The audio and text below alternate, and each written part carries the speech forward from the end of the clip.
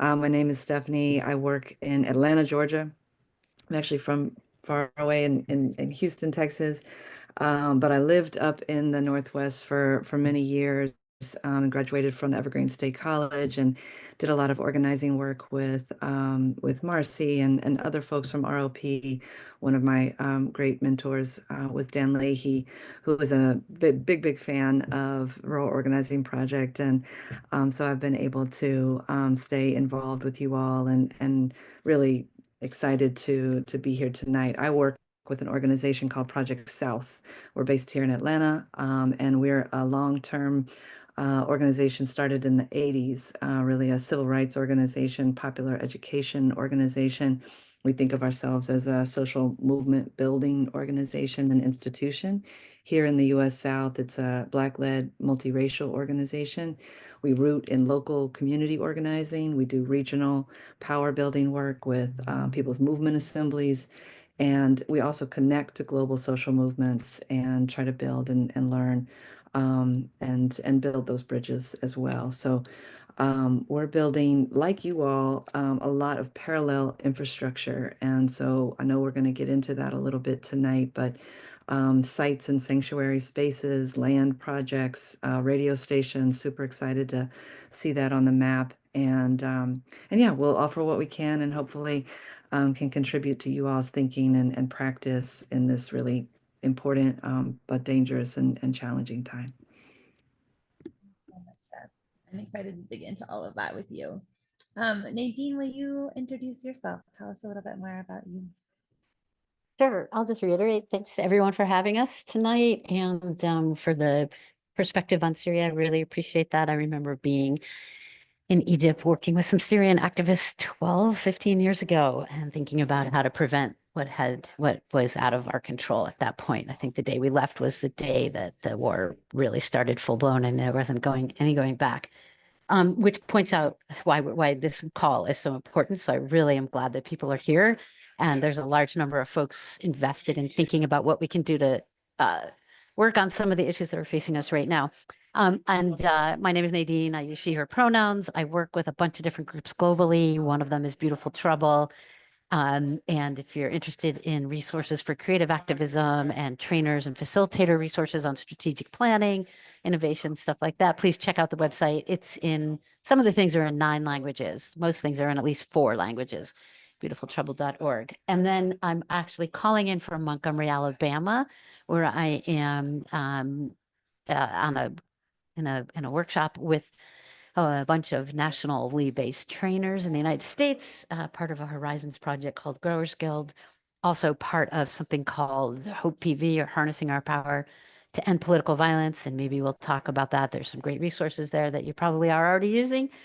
And when I'm normally where I live, it's outside of DC. I don't live in the colony, but it's a big day for the colony today, as people might have seen. District not having its own representation and being faced with illegal takeover from the feds at this point. So who knows what we'll get into tonight, but really thank you all for having us and for taking time to think about all these things and move from here. Jack. Thanks so much, Nadine. And also just like give our panelists a little like sparkles, a little heart emoji. They are joining us. It's like 9:30 p.m. for both of them, East Coast time, starting this call. So just thank you both so much for staying up late to hang with us. Really appreciate it. And Nadine, we didn't get to prep as much together. So I'm just going to be throwing out some questions to both of you. Please feel free to like take it in a different direction. You're both brilliant organizers and we just want to have a conversation and hear what you most want to share with us. So we'll have some prompts, but feel free to jump in with each other, whatever feels most useful. Starting off, one at a time, would love to just hear from both of you about like, what do you want us to know about this time and how it relates to either global movement or local movement, whatever you're feeling most connected to in this moment. Sure, I can go. And hey, Nadine, I think we've met a long time ago along the way, so it's good to be in space with you as well. So just really appreciate the name of this session and the call to meeting this moment. I think that's really right.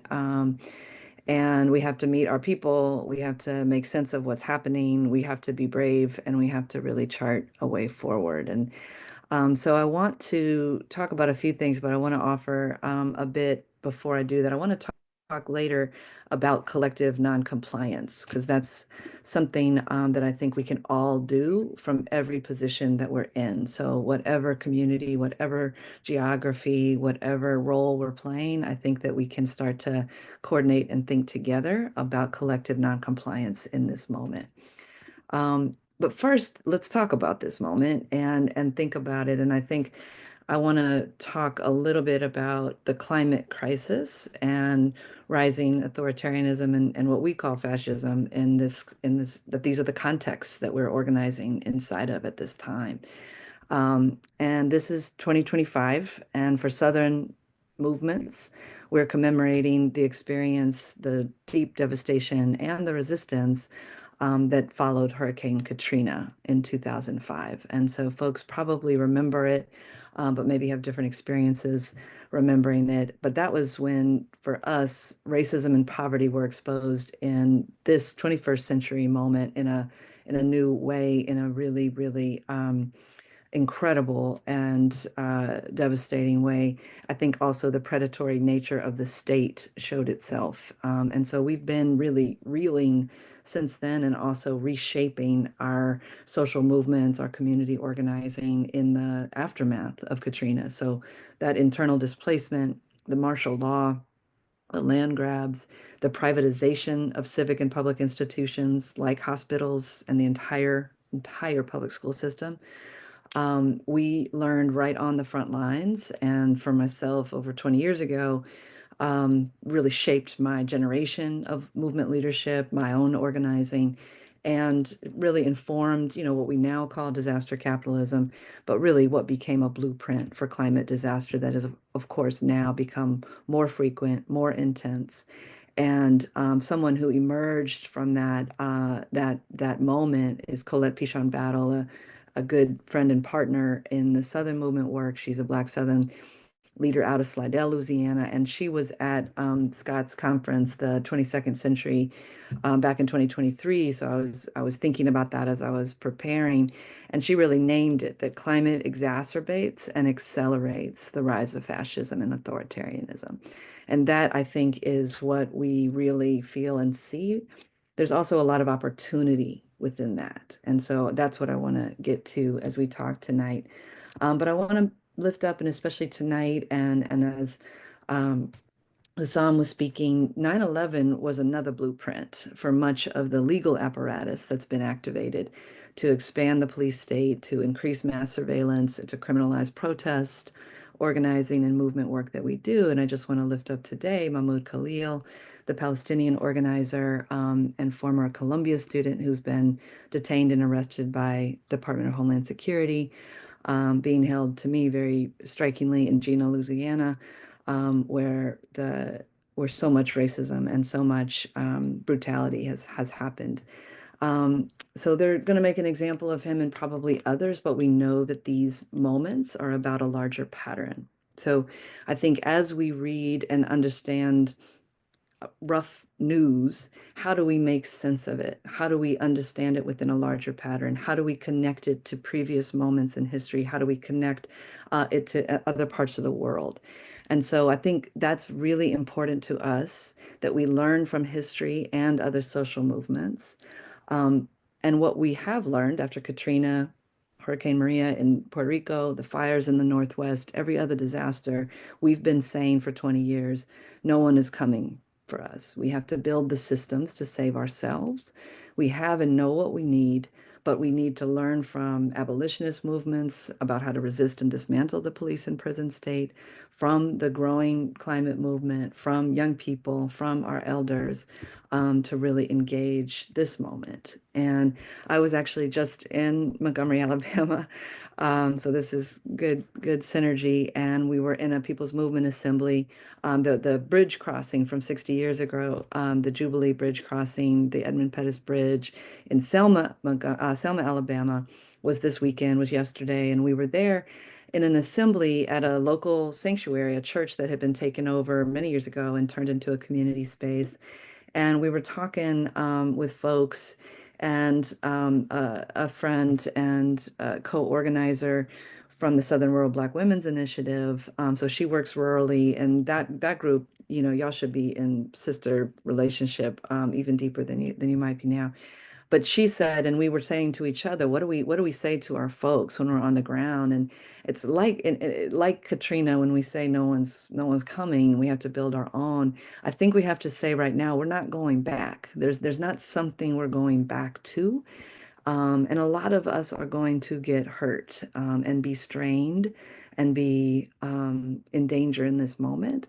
And so in this moment, we have to be brave enough to go forward and go forward together towards something much bigger, much more broad, much more just than we would be going back to if we could just go back to how it was 10 years ago. So we need to learn from history. We need to build that shared vision and then map our way forward. So I'll close there and pass it to Nadine. Thanks, Steph. Go ahead, Nadine. Yeah, there's just too much to say. We know this already. So we're going to just cover a little bit at this moment. I mean, I do think it's really important to learn from history. And I also want to say really clearly, we have never been here before. As a student or somebody who looks at authoritarian regimes and what civil society has done to get rid of them, we know that there are really specific lessons about building community and you know, things that we can do to limit harm, et cetera. But we also have to acknowledge that in this moment, we are in a place where there has never been as extreme difference in money, economic division as there is now. The billions of dollars poured into this via Musk and the oligarchs, as we call them, and their technological advance and their control, therefore, of communication mechanisms. And so we can learn a lot. We know from history that, you know, this isn't going to be one online. We know that we have to, you know, do some very specific steps. And also the scale and the timing of this is unprecedented. And that's unfortunately really dark, but very clear. And of course, there is, as Steph mentioned, climate change as a force multiplier. That's what we call it, right? It makes everything worse. It always has been recognized that way for decades, even by the US military. So the big issue, I think, now is to understand also that what we're going is a total state capture, a total, people are calling it techno-feudalism, if you want to go there, about a bigger perspective, not just regular corruption, but the idea that there will be eventually some kind of managed countries, and they're actually doing it now. So it's not even that far off. But what to focus on, maybe to bring it back, is, and I'm in DC and I'm a trainer. And so one of my big pieces has been on what can we do in this immediate moment, short term, and then what is the longer term piece of work that we're doing. And right now in the immediate movement, it seems, yes, we have to stop as many harms as possible. And two, we need to use any kind of remnants of institutional power to slow down or stop the assault on our democratic institutions, if you will. And then the third phase is to build our capacity for what I'm calling collective action, people power.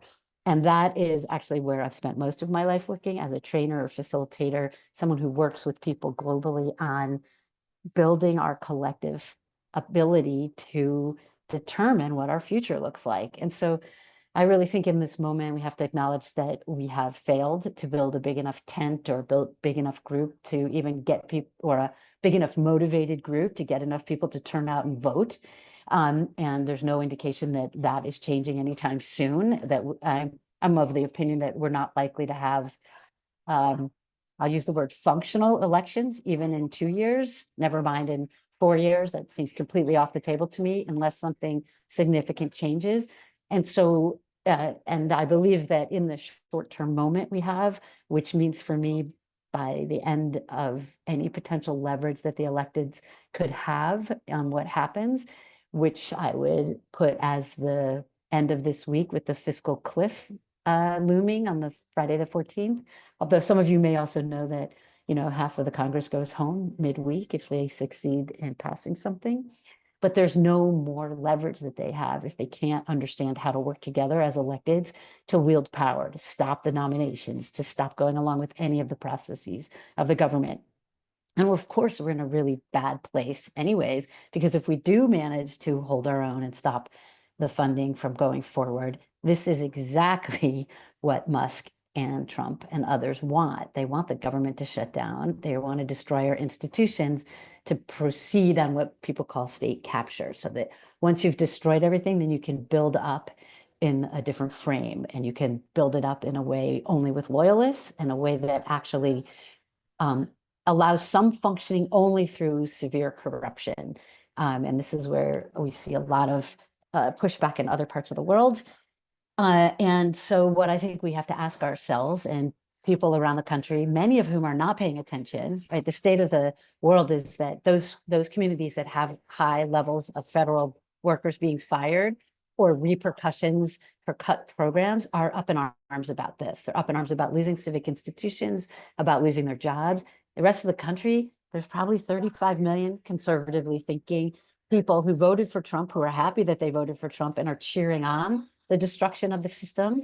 And then there's people who are protesting other things, as they should be also. Immigration, we pro-justice, LGBTQ, like, and none of this will change without the capacity to have a say into how we are governed. And so that's the question to ask folks. Do you want a say in what your future looks like? And if the answer is yes, then they're allies that we work with. And that is really an important piece of this. I guess, you know, for me, so just another little thing from where I sit in the belly of the beast. We've been working really hard for the past few weeks to train workers who are either fired or still badge holders, still in agencies. And maybe I'll share in the chat in a minute a lot of resources for workers on how they can, what they can do from within the system, and how they can leverage the power that they have to, you know, work very slowly, or work to the letter of the law, demand that, you know, their supervisors get permission from their supervisors, which, I mean, everybody has seen all these beautiful things going out about how the 5 bullet points are that you should respond to, and all the, you know, interventions technologically. But there's many, many things to do before you get to the point of quitting, because what they want you to do is to quit. And you want to stay in there, you want to document, and you want to do the best you can. So there's a lot working there. We're also training electeds.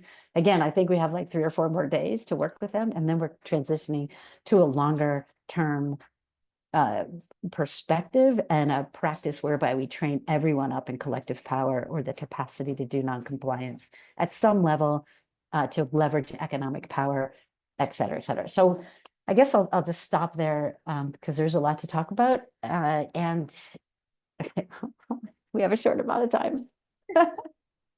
Gosh, we're already getting into so many juicy things, and I love what you're saying, Nadine, about the, like, do we want to say, and, you know, and how we're governed, and then figuring out who the allies are based on that. We've been talking a lot about that too, like this shift out of identities around left and right and into like, who are we working with around shared governance. So thanks for that. And you're talking about so many non-compliance things that I know is where you wanted to go as well, Steph. So I'm wondering if you want to get into some of these pieces now. Sure. And then I would just appreciate that big picture view, Nadine. And I think, yeah, we're going to be working at all these levels, right? And so it's okay to work at the local level, the ways that you all do, that y'all are going to be thinking about the entire state and how it's sweeping across in different ways. I'm sure the Northwest as a full region, the whole country, like how are we considering all of these different layers and levels all the time? But absolutely towards, and I think some of that shared vision is really that shared collective governance, shared power, and people's power from the bottom up. And how do we build that in a time when so many attacks are happening? So certainly, you know, for us, and the perspective that we're coming from is really building up social movements as the strategy and really taking lessons from civil rights and so forth, that voting is a tactic towards political participation and political power.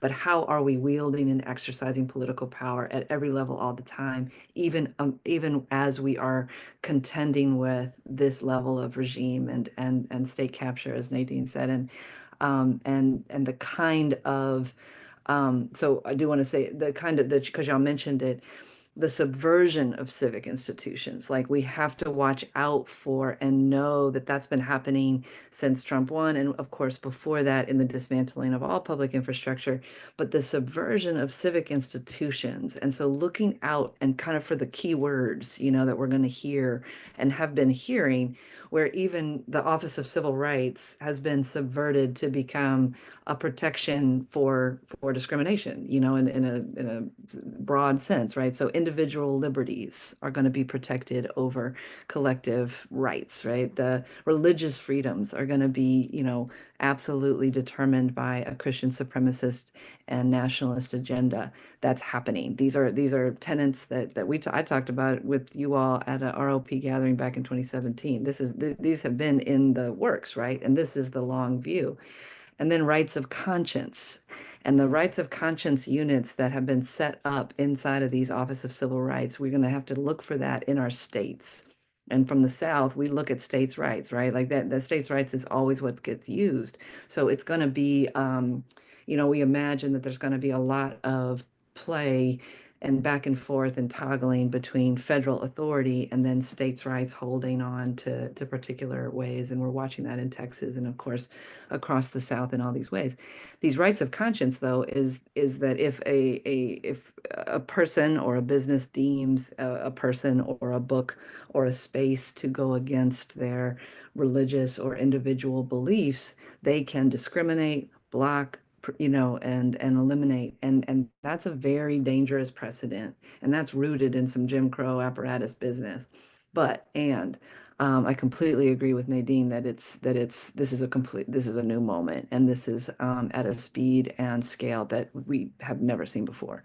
And we know that even over the last 40 to 50 days. So given all of that, how do we protect some of the civic institutions and spaces that we do have? And I just want to share one thing, because I was looking at the question, and so the Movement Assembly also operates, with folks that are organizing in groups. And when I say social movement, I mean, all of the building blocks of small organizations, large organizations, anchors, church groups, the committees. I have the ROP map on my wall because I'm so inspired by the way that you all organize. I'll pull it up. I'll show y'all. It's like right here. So I mean, I love it. I have you all in my mind because it's that's how we want to be seen in building out our social movements, right? But those have to have political alignment, and we'll get into that. That has to have community organizing fundamentals like you all have. That has land and sanctuary sites. That's what you all have. Radios, communication apparatus. But also movement infrastructure includes governance. And so those pieces, that's for us, that looks like these people's movement assemblies. That looks like that when y'all have these caucuses, how are you all making decisions and exercising power in all kinds of ways? What are the defense systems that we need? Legal, physical, technical, digital, et cetera. So Southern Movement Assembly is the way that we practice some of that movement governance. We've been building out organizing labs, or like you all have the office hours, but places where people can share. And so just one little tool we wanted to share tonight from the SMA was just how to protect libraries, protecting libraries as a very particular civic institution in every city, county, most city, counties, et cetera. As a place to start. There's so many layers to it. And it's a little bit of a good toolkit for building up your group and building up something in this moment when it feels so daunting. How can we go and just protect our space to support our young people, our folks who are unhoused, our folks who access the Wi-Fi. These are community spaces in that true sense of civic institution, and they're going to be under attack. They're going to be controlled at different levels. They already are getting the banned books is a major front line. So how do we start to build non-compliance and collective organized non-compliance on those particular front lines that we can find and that we know that we have the people, we know our folks, whether those are churches, libraries, schools, etc.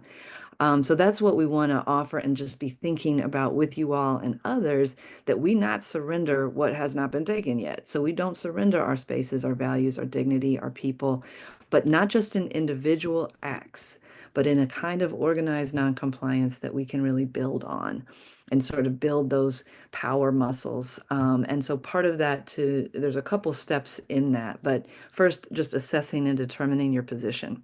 Parents and teachers at schools organizing to not comply with these DEI rules, to keep Black History Month, to make sure that there's going to be pride or make sure there's and hold those lines, do the education, keep ICE out, etc. The nurses and staff at clinics and hospitals, organizational leadership. What do we need to do to protect these movement anchors and not just nonprofits, but movement organized groups, however small or large, and anchors in different places in different regions. And that takes education and training. It takes running scenarios, role playing it out. I think there's going to be a lot of tools that you all have been putting together that can help to practice, to just hold the door, hold the line, work the strategy. And that just builds our collective and collaborative capabilities to keep resisting, but also building up these systems that we need. And evaluating and debriefing every time we do it. Every time something happens, go back, prepare. And we treat a lot of things like disasters because they are. But to prepare for a disaster, to move quickly and well within that during time, and then to know and anticipate when the cameras are gone and the money dries up, we're still in recovery and reconstruction. That cycle is going to be, it's much faster now and it's all the time, but we can't be in a reactive space.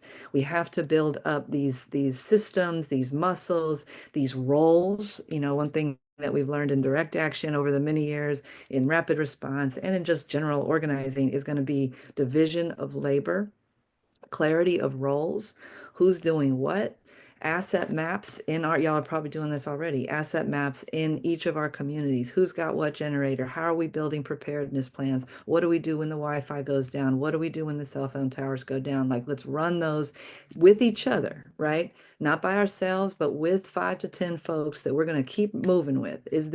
Are there tools y'all can do at the caucus that gets people ready to do that? How do we practice assemblies when we go back into our home communities? I know there's a lot of organizing skills out there that can really build on this moment. So even though it is a new moment, it is a very alarming moment. It is deep crisis, and we should be clear about that and not at all be Pollyanna about it.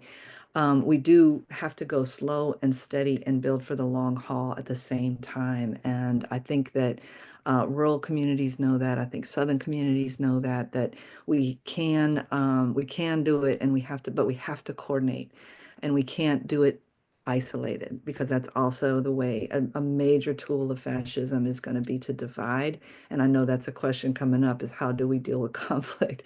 How do we build mutual aid systems that don't fall apart in 2 years? So we have these experiences since COVID. We know some of the good, bad, and ugly. How do we improve on that and develop stronger political alignment for the long haul? So all of that, I'm going to leave it there, but I just wanted to offer those, kind of tools, but and that you already have at your ready. But I think, how do we coordinate better? And then how do we coordinate across regions? And we've been talking about that, whether it's, from the South to the Northwest, from rural to rural, across the board. How are we, and then across globally, how do we continue to connect and keep learning from each other? Oh my goodness, there's so many things in this already that I'm just like chewing on now. This is incredible. I just wanted to name for folks the work you're talking about, stuff around like asset mapping, thinking about if the grid goes down, where are we meeting? How do we organize our phone trees? We're also going to be spending a lot of time at the caucus in regional configurations, doing a lot of that physical mapping. So just naming that for folks on the call too. If you, and we can also be doing that with you in your local community too in the meantime, but also we'll be thinking about that like in regional configurations as well. And then also there's tons of really amazing stuff popping off in the chat. There's a couple of brilliant questions folks have flagged that I'll try to circle back to, just naming that I see y'all. We're going to try to get there. And then also just wanted to say, if you're missing like some of the links and stuff coming into the chat, please don't worry. We're going to send out a follow-up email after this with all of the links and everything consolidated for y'all, as well as the recordings of this so that you can watch back if there's things you're wanting to catch and are missing. Okay, Nadine, I'm assuming you also have a bunch of stuff that just lit up for you in hearing Step Talk. So I'm going to just kick it back to you, or I can ask you another prompting question if that's helpful, but I'm assuming you've got stuff that you're ready to just name for us. You can do either way. There's just way too much to talk about. I will say that, yeah, I put a lot of resources in the chat, particularly for people who are wrestling with federal things. Just to underscore some of the things that Steph mentioned, it applies to everyone. Just don't go it alone. I mean, the Rural Organizing Project in the name, it's pretty clear, but it is really true. The first thing we tell anybody, no matter what they're trying to work on, and in particular in this moment, is get some other people to work with. And then don't work in isolation. Figure out who else is doing what and what the coordination is going to be. And yeah, run your scenarios, do some strategic planning or some strategic thinking. There's plenty of tools on the Beautiful Trouble website. They're all over lots of other places. Whatever you use something. There's a lot out there. And as far as the feds questions go, yeah, the basic thing for other feds is get to know the people you work with outside of your workplace, off of your work computers. Do not use your personal computers instead. Don't use your work computers. Don't meet on work time. Go have a drink with people or coffee with somebody. Go for a walk and figure out who's going to be on your team. I mean, one of the big things here that we see, if you're looking at the history of what we call democratic backsliding or democracies that have turned into authoritarian regimes, or yeah, there's authoritarian regimes, is that the odds are very bad that we actually can turn it around unless we have a coordinated team effort that recognizes each other as part of a coordinated team effort. So you might have listening to some other folks talk about it, but if there is a crew of people who are working together, elected, civil society, religious institutions, community organizations, and they call themselves something like Team Democracy, let's just say for short words, and those people work together to stop the authoritarian takeover, you have a 52% chance of turning it around. That's pretty, if you don't have that team in place, you have a 7% chance of turning it around. So the odds suck overall, right? You only have a 50-50 chance to begin with, but if we don't work together, we might as well forget it and just embark on the long-term picture of building a capacity to, do non-compliance to become ungovernable on a larger scale. So this really, I hear people, there is both a sprint and a marathon that is in place right now. Then we have a short-term moment to do some very specific leveraging of certain types of power. Unions are really a big factor of this at this moment, and we're trying to move them to actually remember their history, both in collective action or people power leveraging, and the fact that basically all great social change in the US has been due to coordinated labor activity, whether it's 8-hour workday, human rights protections, child labor, weekends.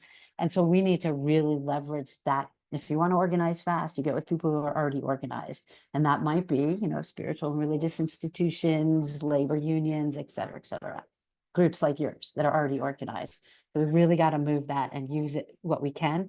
There were also some other questions in here, and I'll just mention, like, scenario planning is great. And also there's, things called alternative institutions or shadow institutions. Our city councils or blue states, in particular, cities within blue states and states themselves, going to set up alternative mechanisms for governance or EPA or FEMA or any of these things that we need to actually function. The only time we actually had a general strike in the United States, I believe, was in 1919 in Seattle. And then the labor unions and folks involved actually took over all of the essential services, garbage removal, et cetera, in a city. And so these are things that are really worthwhile thinking about as we build our capacity to do something like this. Check. Thanks so much for that.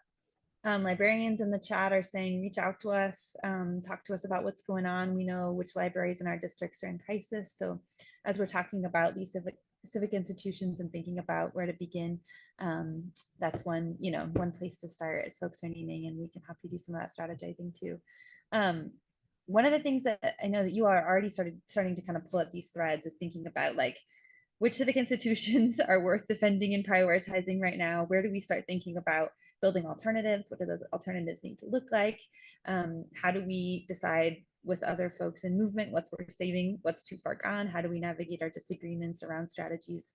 That was like 10 questions, so you can choose anything you want that hits for you, but I'm curious what y'all are thinking about that. Nadine, I might toss it to you first just to say a little bit more. My question to you is really around some of that shadow government institutions for the South that may or may not be viable given just how deeply red we are. And it'd be great to hear examples or ways that we could support folks that are in public institutions, civic institutions to do some of that kind of subversion that you're talking about.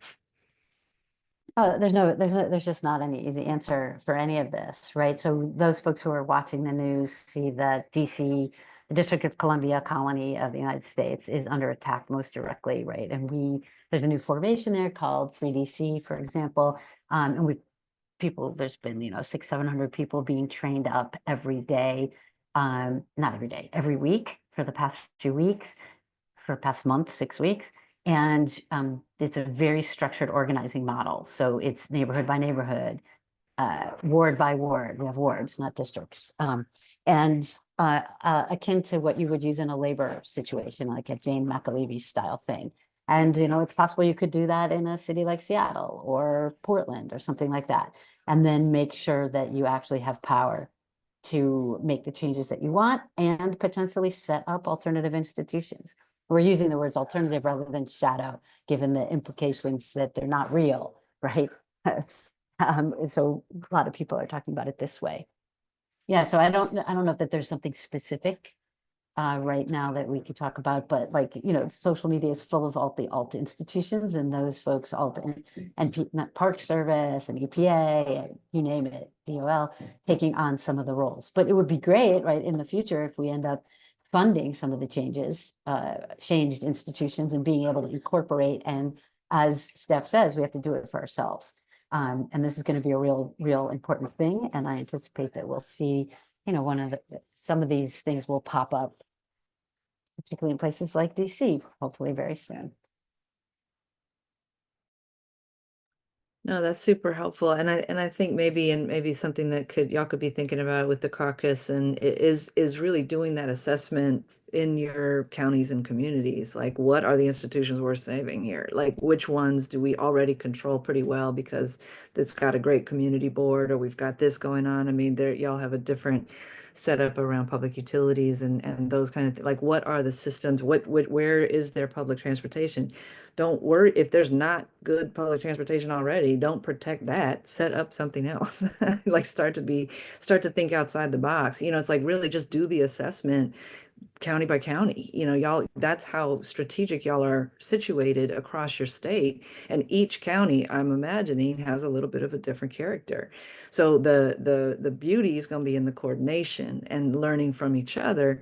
But I think just like the right has been testing out how far they can go with these legislative attacks across, for us, we're watching the South. So we see them coming in a particular way in Georgia around state repression, mostly because we've got Cop City right here at the epicenter. So the level of attacks on organizing, mutual aid, the criminalization of dissent, like all of that's sweeping the country. And Georgia has been a particular kind of epicenter. Texas, they're going after trans folks in a particular way that has created migration patterns for trans families and people and parents of trans kids. Moving out of that state. That's my home state, so I watch it in a particular way. But I mean, so they're not, focusing one at a time, but they are testing. So I say that to say, how are we testing? How are we looking at our public institutions? What is our assessment of them? How are they work? How close to the community is the power and the control? Even city councils, commissioners, et cetera, all of those are going to be a little bit different in each place. So thinking about that and then thinking about where are those levers, what do you need to protect? What do you need to create? What do you need to fortify? And so those are things that come to mind.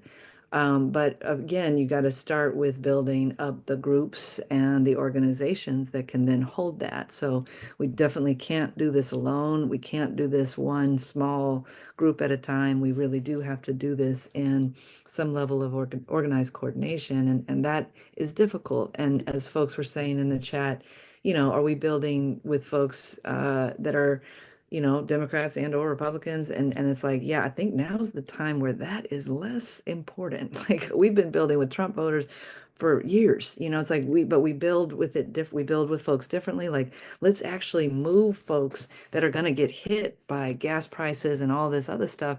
Let's move with them. The folks that get hit by climate crises are everybody. And, most of those, a lot of folks that vote for that team are going to get hit in particular ways. We know we can pull them off. Let's pull them off with like real tactical things to do, which looks like preparedness, which looks like recovery, which looks like, connected to, it may not be meetings. It may not be, some of the spaces that we've carved out as organizers. We may have to go to other spaces. And I think now's the time to get creative and do that work with each other. But I think we leave the parties behind and really get to the, like we think about and engage the political systems. But I think from our vantage point, we've got, no matter what, we've got to build up social movement power. We've got to be able to build up our influence, our exercise. We've got to have our shared visions, our platforms, our, understandings, because our demands right now are not going to be heard in that way. So we're going to have to build these things up. That's what I wanted to offer to some of the questions in the chat. And I know, but I do think that fortifying and considering, obviously if we're talking about libraries and schools in a particular way, but when things go down, and this, to me, this is the parts of the blueprints from history that we can pull forward, is freedom schools. And how do we set them up quickly? How do we have abandoned churches move quickly into ICE sanctuaries and freedom schools at the same time? How do we build up those trainings and so forth? And as we see the attack, what I think, and Nadine, you probably know better, but the rollout of the attack on just the C3 structure itself and what the organizations, how long we have to be able to pull money and move the way we've been moving is shortening. So regardless, we're going to have to find ways that we stay organized, stay coordinated, and make things happen and actually offer things to the community. So we're going to have to offer radio spots for shows. We're going to have to offer schools and space. And I think the most recent example is COVID, and when everything changed. So we have an example, all of us, everybody in this generation alive today has this example of a shared experience that everything changed dramatically in one moment. We were not ready with our demands, where Wi-Fi could have been the easiest one I always try to say is Wi-Fi as a public utility, right? That could have been the demand, that if we're going to have schools, broadband in every rural county, because if that's what we're going to have, if that's what we're going to need to survive, to get what's access, to do this, that, to go to school, that should have been a demand like we have water, electricity, and gas. We weren't fast enough, like the public health system, we were way behind on that. You know, we started running community testing sites within weeks because people were scared of even, I mean, I don't know if you remember, it's like 5 years ago. It's not, you know, it's like, and to Nadine's point, this is happening so fast.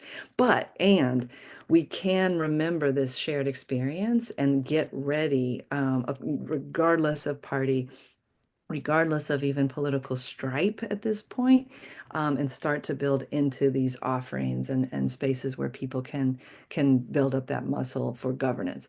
And it doesn't mean don't have a political vision. We still have to build that. And that's to your question that you might be getting to, Hannah, about, you know, when we start to get together with folks who we may or may not agree with, and then we may not even like the words we're saying tonight, you know, like, how do we come to political alignment? How do we deal with disagreement? And you know, we just got to say it out loud, y'all, that all of this work is going to require disagreement and principled struggle. We're going to have to get into it. We're going to have to share space, time, bread, and news, and be curious and really start asking those questions with each other and find ways to talk to each other so that we're truly articulating the problems, but also the values that we have that are shared, and then start to build towards that vision. And there's tools and lots of stuff we can share on that, but we've got to start to root in that shared purpose. And I think some of those basics of how we protect our education, our health,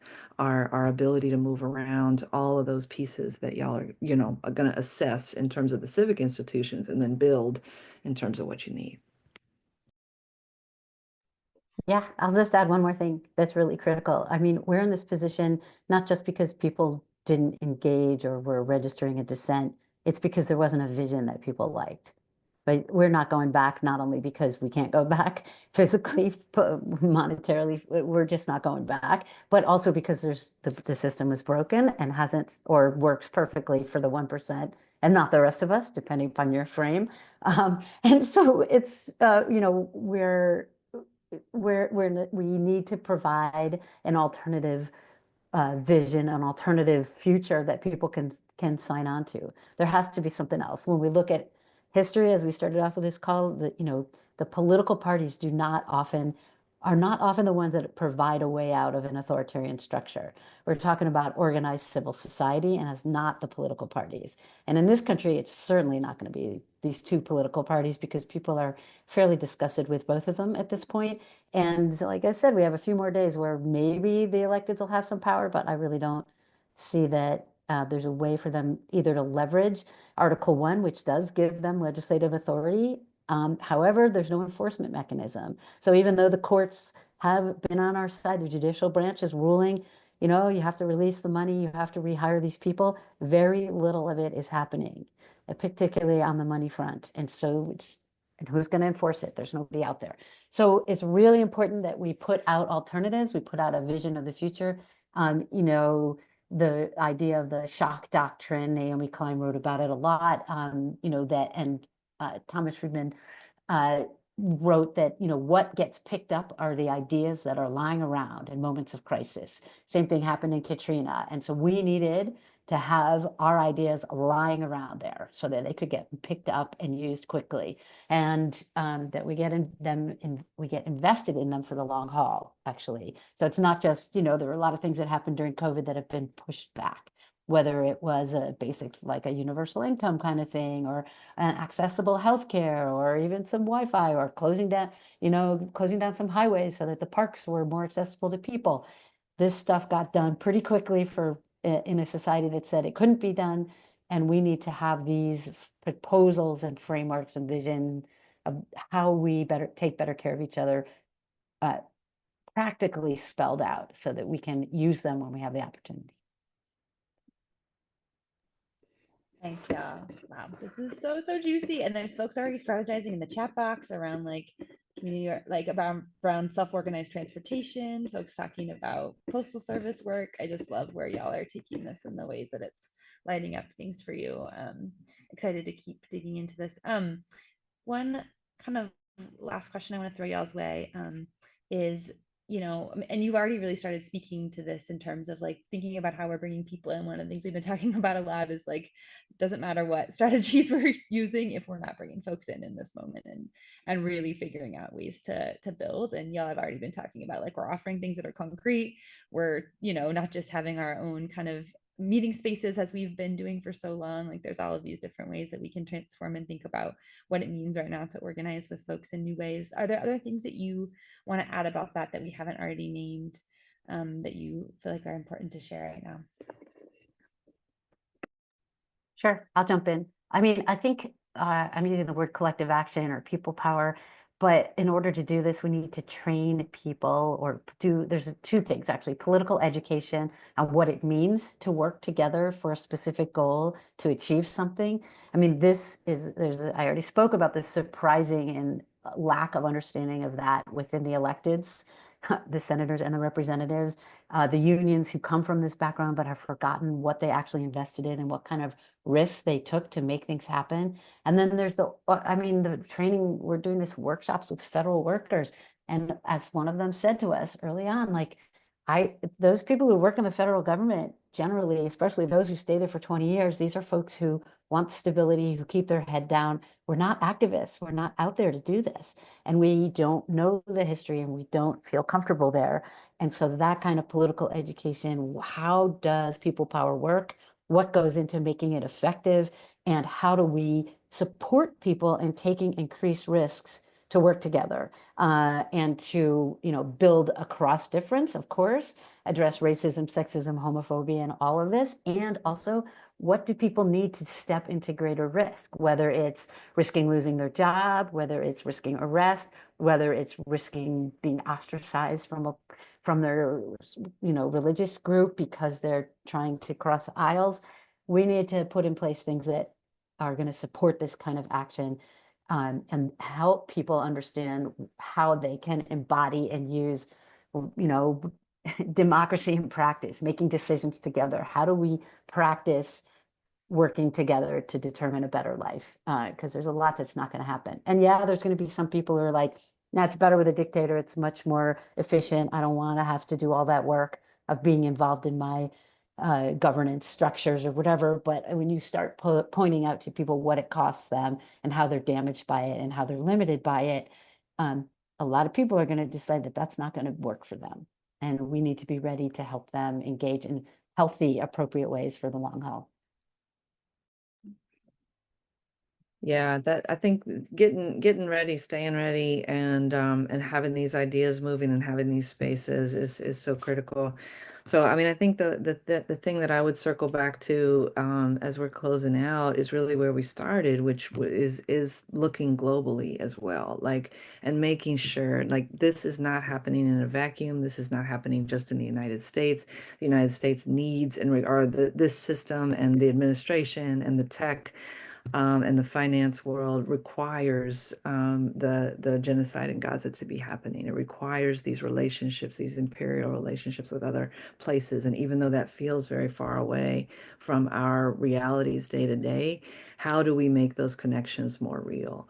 So I think that as we have folks in our communities that are from other places who have experienced and know what it's like to live under dictatorship, under authoritarianism, have been fighting state repression in particular ways, you know, their whole lives and for generations, we have so much to learn. And I think that there's a real impetus and imperative right now to at least be looking and understanding how this thing, how how this reality of this moment is global, and what is our role within that, and what is our position even in our communities and our local organizing, and how we're making those connections, what we need. And for me, I guess, and why I look to both history and to global movements is because it makes me brave. It keeps me fueled. It keeps me connected. It keeps me